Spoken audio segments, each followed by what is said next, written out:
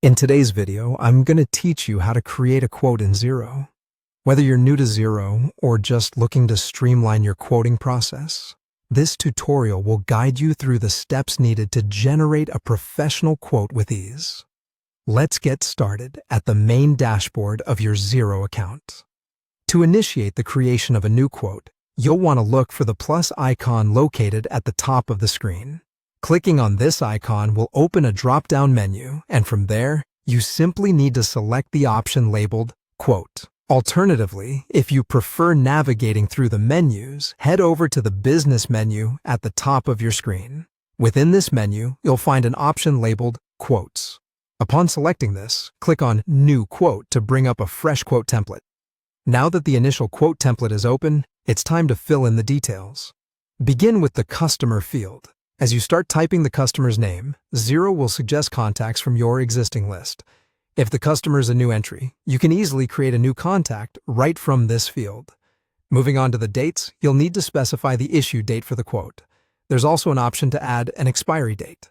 This can be especially useful to ensure both you and your customer are on the same page regarding how long the quote remains valid. Next, look at the reference section. Here's the spot to enter any reference number that might assist you or the customer in tracking this document. Now, let's talk taxes.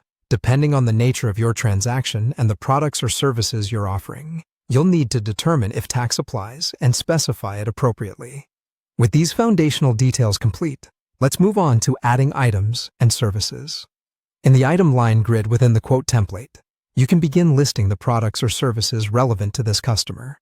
For each line, make sure to include a clear description, specify the quantity, and set your unit price.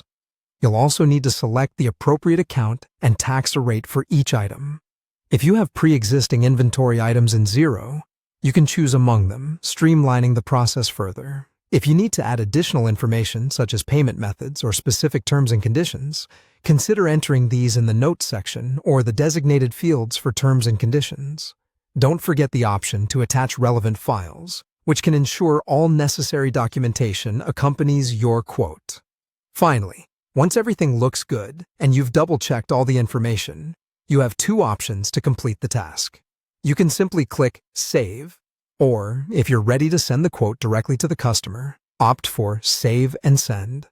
And there you have it. You've just created a quote in Xero, ready to be shared with your customer.